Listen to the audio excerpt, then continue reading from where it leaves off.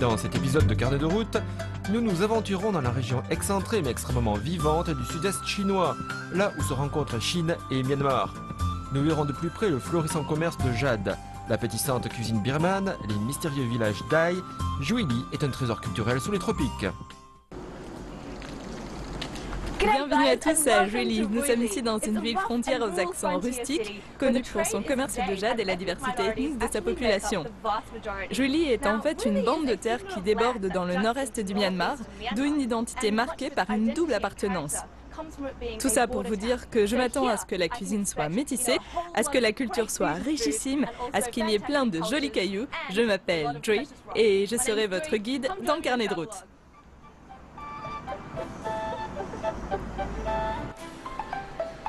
La ville de Juili se situe dans la préfecture autonome d'Ai et Jingpo de Dorong, à l'extrême ouest du Yunnan. Comme nous nous trouvons ici à la jonction entre deux pays, Juili est à la fois un melting pot culturel et le principal carrefour commercial entre la Chine et le Myanmar.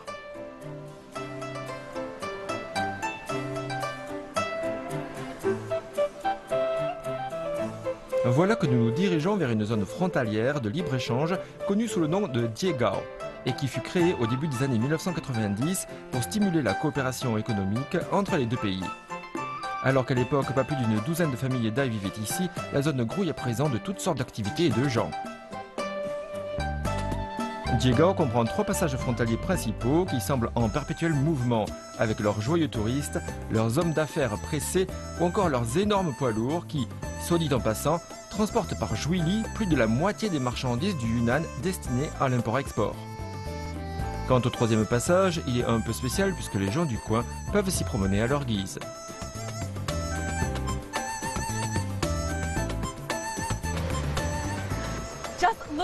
Regardez un peu l'effervescence qui règne à ce poste frontière. De tous les voyages que j'ai faits et de toutes les frontières que j'ai traversées, celui-ci sort vraiment du lot.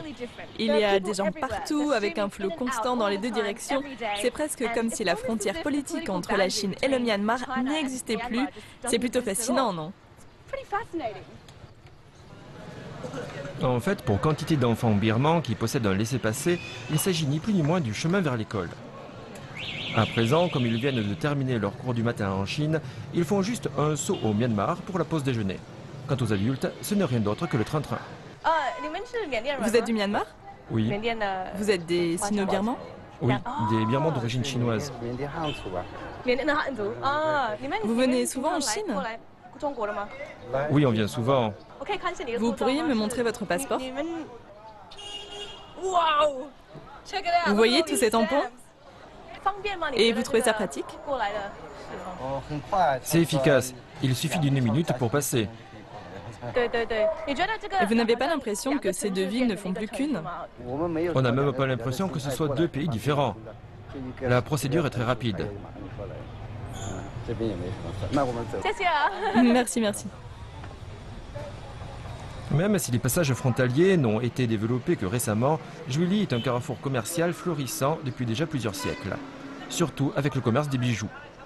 D'ailleurs, au sein de la zone de libre-échange, il y a des matinées consacrées à la vente, en gros, d'une gemme bien particulière. On pourrait dire que l'histoire du jade se confond avec la civilisation chinoise. Cette pierre ornementale a toujours été prisée pour sa beauté, sa symbolique et sa noblesse. De toutes les sortes de jade, la jadéite est la plus précieuse. Les dépôts découverts dans le nord du Myanmar fournissent d'ailleurs la meilleure jadéite du monde, une jadéite que l'on vend ici à Juili.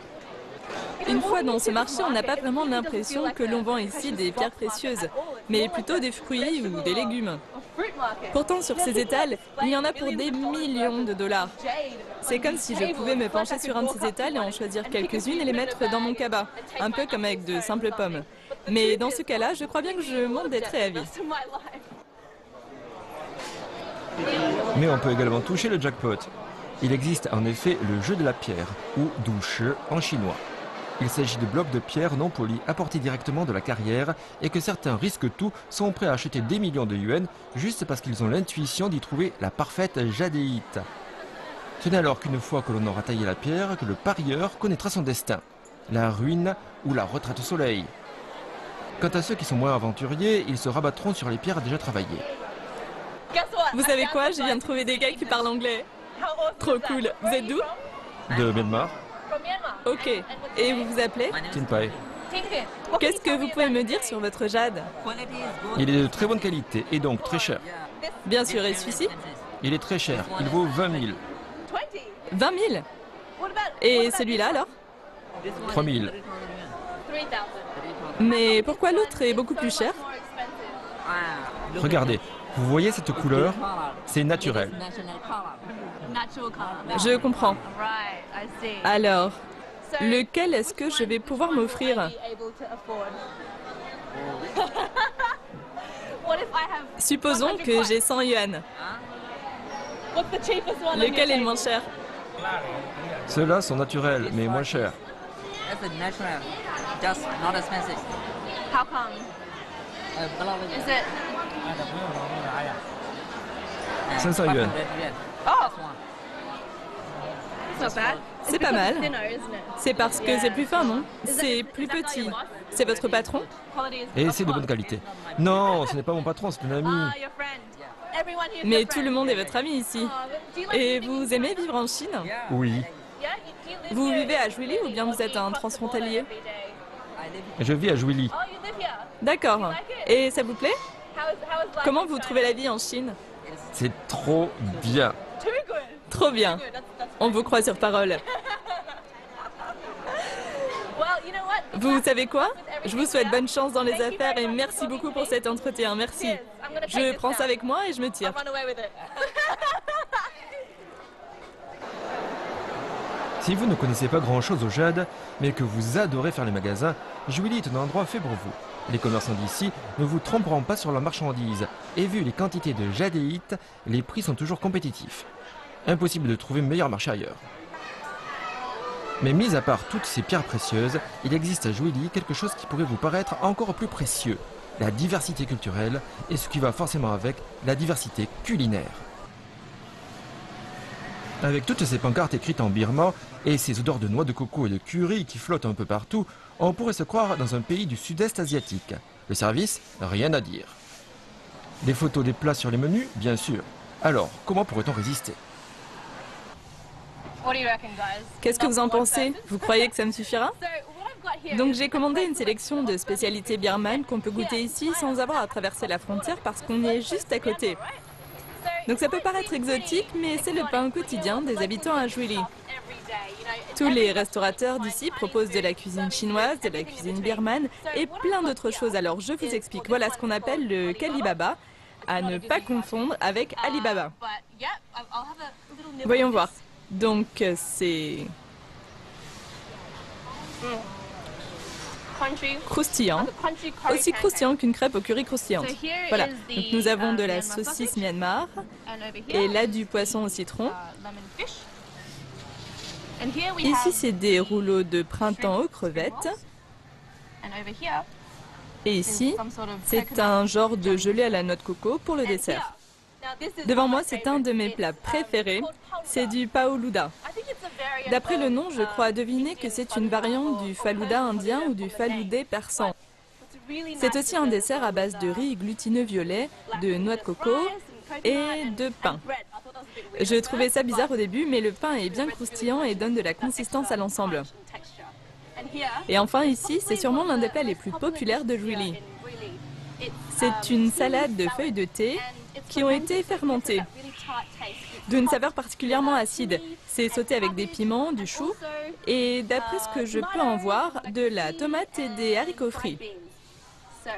Alors je goûte. C'est génial.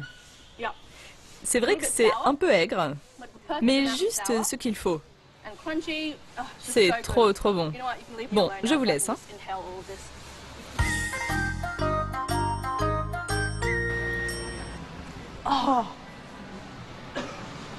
J'ai l'impression que je vais tout régurgiter. Mais vous savez quoi, c'était trop bon, ça vaut vraiment le coup. À suivre sur Carnet de route, l'ethnie des Dai et ses multiples facettes. Nous visiterons un village partagé entre Chine et Myanmar. Nous apprendrons une danse locale et nous ferons ripaille, mais cette fois-ci sans chercher l'excès.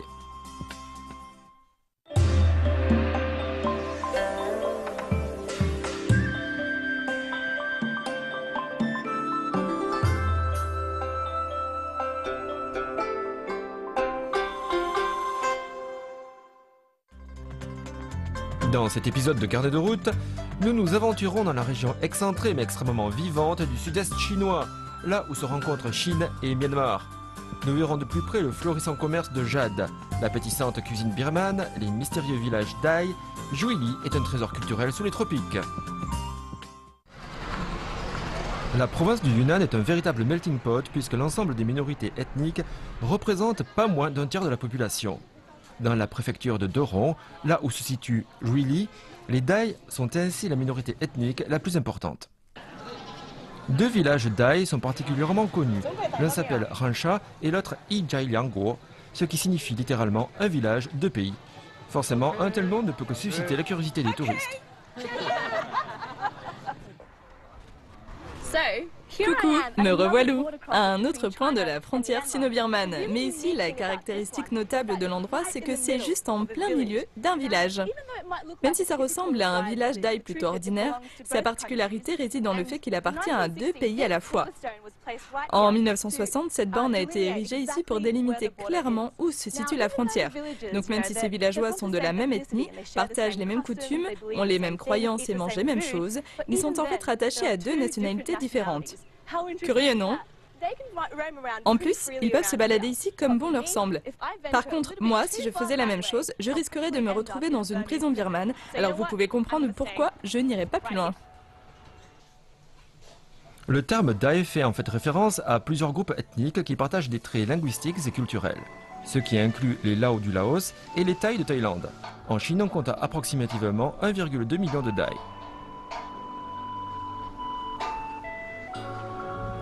Aujourd'hui encore, nombreux sont les Dai qui vivent de façon traditionnelle, entre rusticité et respect de l'environnement, d'après ce qu'on peut en voir en flânant dans les rues, voire même en pénétrant dans les arrière-cours. Il ne s'agit pas ici d'intrusion, mais de curiosité pour l'architecture locale tout simplement. De toute façon, les villageois ont l'habitude de ce genre de visite intempestive alors. Les maisons Dai ont généralement un étage, sont de forme rectangulaire et, visiblement, ne connaissent ni la brique ni le ciment. 1981, si mes calculs sont bons, cette maison a donc 35 ans. C'est une maison Dai traditionnelle qui est construite en bois et aussi en bambou. C'est vrai que ça n'a pas l'air très solide et qu'il y a même des trous, mais ça reste très frais pendant l'été et ça a une grande flexibilité, ce qui veut dire que ça ne peut pas s'écrouler pendant un séisme. Vous ne trouvez pas ça super cool? Voyons voir si on ne peut pas jeter un coup d'œil à l'intérieur. Bonjour, est-ce que je pourrais rentrer pour regarder? Bien sûr. Merci. Je vais entrer de ce côté-là. Hein.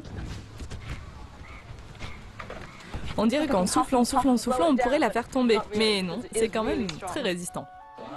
Dans le carnet de route, on adore s'introduire chez l'habitant. Mais comment ne pas être curieux de savoir ce que cache cette structure faite de bambou tressé? En plus, il fait plus de 30 degrés à l'extérieur, alors un peu d'ombre ne peut pas faire de mal. Et c'est là qu'on se rend compte que ce genre de maison traditionnelle est équipé d'une clim 100% naturelle.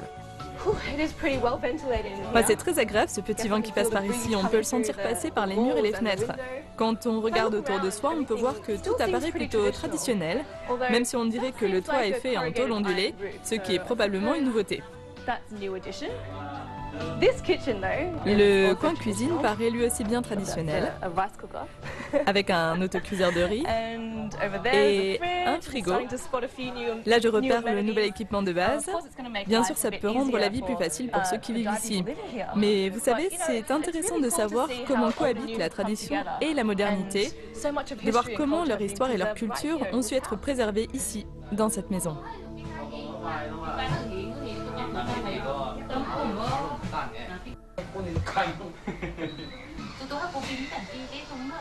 Bien entendu, aussi passionnant que cela puisse être, aller fureter chez les gens n'est pas la seule chose que les touristes peuvent faire dans ce village Dai. Tous les jours à 13h30, on peut assister à la danse du pan. Et apparemment, ça a déjà commencé, alors vite. Ouf, on ne l'a pas manqué, même si c'est déjà la fin du spectacle. On nous propose ici un aperçu de danse folklorique issue des différentes minorités ethniques vivant dans le Yunnan, telles que les Chimpo ou les Lisu.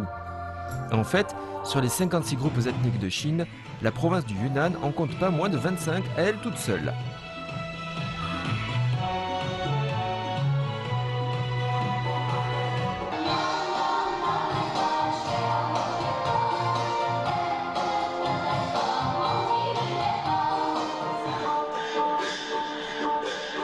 Et voici le clou du spectacle, l'ensorcelante danse du pan. À travers cette danse, les Dai rendent hommage au pan tout en le priant de bien vouloir leur apporter paix et bonheur. C'est un symbole de bonne fortune, de beauté et d'honnêteté. Tout ceci étant exprimé par une gestuelle des plus gracieuses.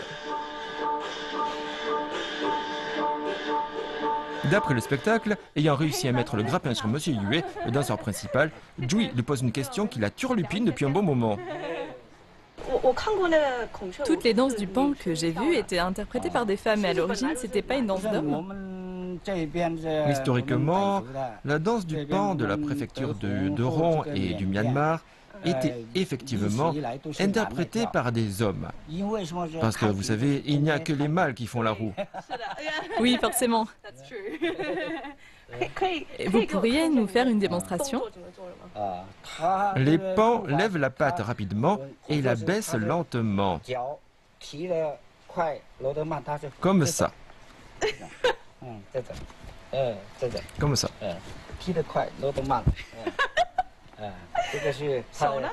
Et pour les ailes? C'est comme ça. Il est trop marrant, lui. Cette danse est une imitation scrupuleuse des mouvements de l'oiseau et obéit à des règles strictes, à des rythmes particuliers et à un jeu de jambes précis plutôt déconcertant pour le néophyte. Les différentes figures seraient basées sur des histoires tirées d'écrits bouddhistes. D'ailleurs, à propos de religion, il faut savoir que le bouddhisme joue un rôle central dans la communauté Dai. Alors, après cette danse du pan digne d'un sorcier vaudou, poursuivons notre route jusqu'au principal site religieux du village. La plupart des Dai se disent appartenir au bouddhisme Theravada, tout en incorporant dans leurs croyances des éléments animistes. Le Theravada, branche du bouddhisme la plus ancienne, est la religion dominante au Myanmar, Laos, Cambodge, Thaïlande et Sri Lanka. L'accent mis sur la méditation et la stricte observance de l'enseignement originel du Bouddha le différencie du bouddhisme Mahayana tel que pratiqué en Chine. En fait, l'ethnie Dai est l'une des rares communautés de Chine qui pratique cette forme de bouddhisme.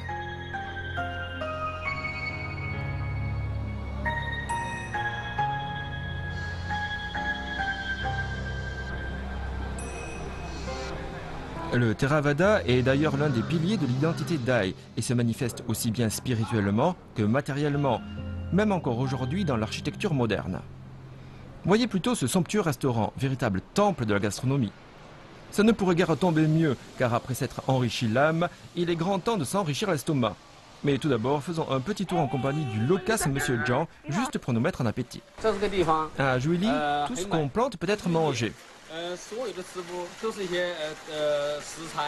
Ça, par exemple, on s'en sert pour envelopper la nourriture que l'on cuit après, ce qui donne un parfum délicat. Là, vous avez un dendrobium. C'est comestible et nutritif. On peut le cueillir et le manger directement. Vous pouvez goûter là. Regardez.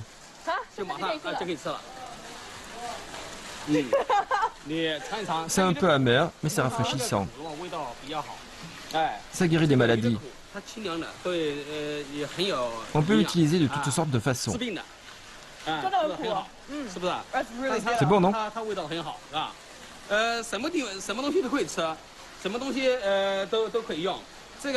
Ici, on a de la citronnelle, regardez-la. On se frotte la peau avec et ça éloigne les insectes. Vous voyez?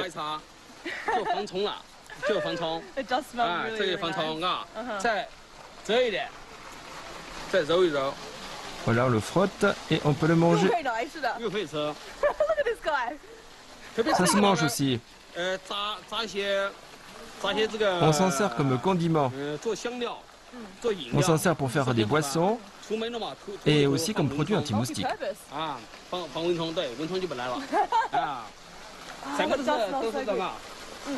Là, vous avez cette fleur de banane. On peut aussi l'utiliser en cuisine. On l'épluche jusqu'au cœur et on peut en faire un plat froid, un ragoût ou un plat sauté. Toutes sortes de choses en fait. Nous, les Dai, on en raffole. Tout ce qu'on mange ici, c'est bio et on peut tout manger. Absolument tout ce qu'il y a ici.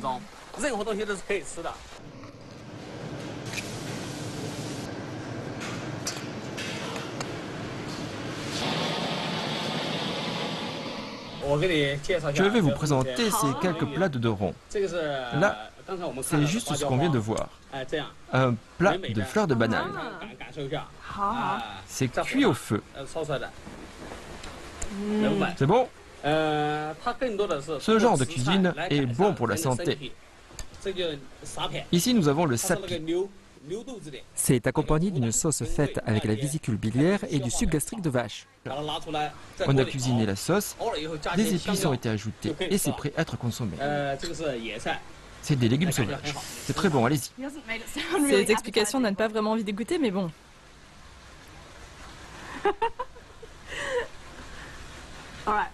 Bon.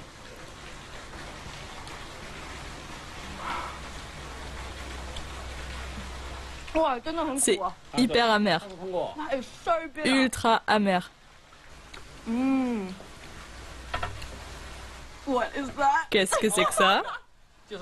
C'est super bon. Je le savais, je savais que vous alliez servir ça. Ce sont deux sortes de larves, dont une vient des noix de coco. C'est très naturel. Ça vient de la montagne. Vous devriez essayer. D'accord, bon, je vais faire un effort. J'étais sûre qu'il allait me faire le coup. C'est aussi grand que ma figure. Un délice, c'est plein de vitamines.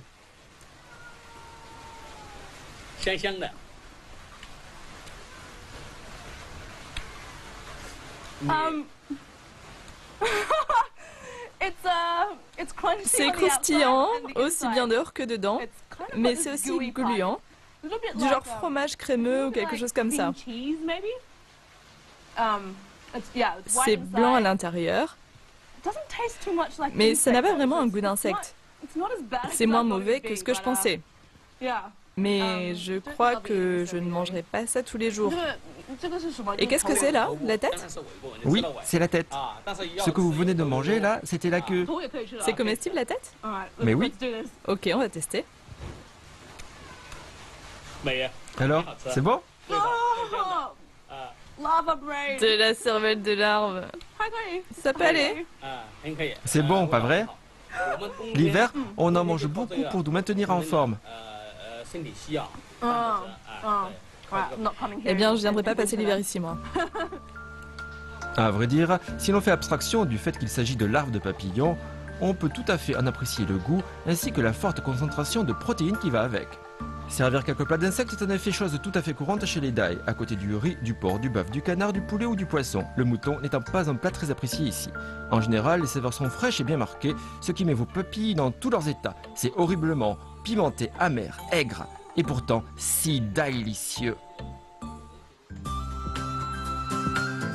À suivre sur carnet de route, l'exploration vivifiante de la forêt tropicale et sur le chemin menant vers des chutes d'eau, la découverte inattendue d'étranges organismes.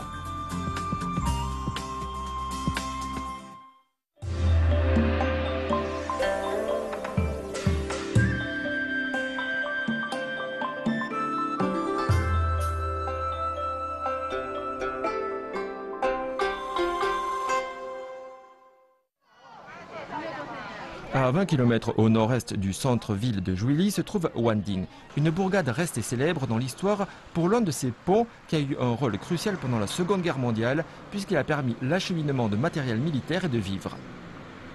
Mais si vous êtes plus un aventurier du dimanche qu'un féru d'histoire, pas de souci.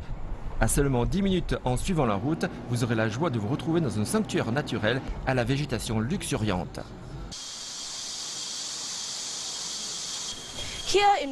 Ici, à Juili, il n'y a pas que la surface polie du jade qui soit de couleur verte.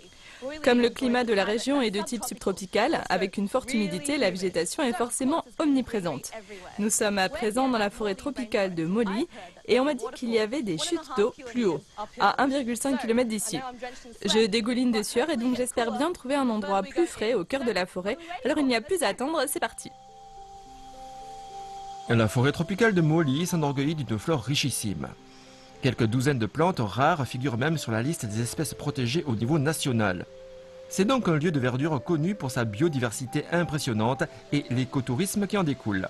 C'est une véritable plongée dans l'univers du livre de la jungle. Étant situé dans une région subtropicale, les étés sont longs, étouffants et l'hiver est quasiment inexistant. Ici, la moyenne annuelle des températures varie entre 15 et 25 degrés. Mais aujourd'hui, le temps est torride et Joey n'a qu'une hâte, s'enfoncer dans la forêt en quête d'un peu de fraîcheur. Il fait vraiment beaucoup plus frais ici, sous la canopée, et en plus on sent l'orage à travers. Puis vous savez quoi, c'est si agréable de pouvoir s'échapper du tohu-bohu de la ville pour se retrouver dans ce genre de sanctuaire de verdure avec toute cette eau qui s'agite. Il y a même des plantes que j'avais jamais vues avant. Regardez ça. Regardez ça. On m'a dit que le nom scientifique de cette plante était Barbus hipsterus.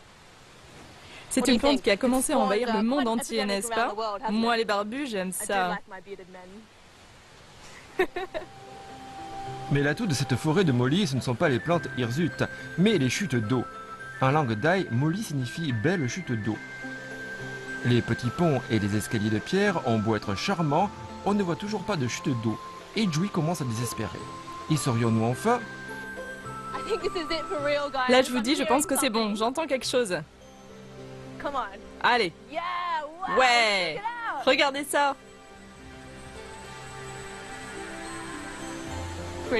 C'est pas beau, hein? Les eaux tonitruantes tombent de 25 mètres de haut au sein d'un écrin de mousse. Nos efforts ont été récompensés. Dans la culture thaï, l'eau est symbole de purification religieuse et de bonne volonté. Sur le calendrier thaï, 3 jours par an sont consacrés au festival de l'eau.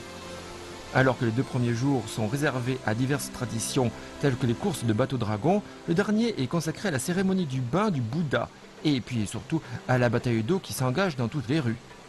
En aspergeant quelqu'un, vous chassez ainsi les esprits maléfiques tout en s'assurant des récoltes abondantes.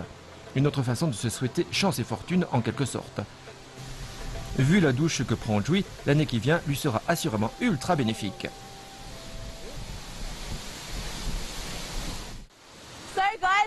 Alors qu'est-ce que vous en pensez de ces chutes d'eau de Molly? Plutôt phénoménal, non?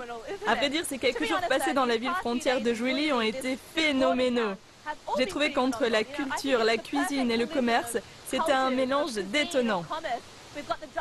Vous avez aussi la minorité Dai, les commerçants de jade du Myanmar, etc. Tout ceci vous donne un sentiment étourdissant. Bon, nous arrivons à la fin de notre émission. Je crois bien que je vais faire le grand plongeon. Je suis Joey et peut-être à jamais.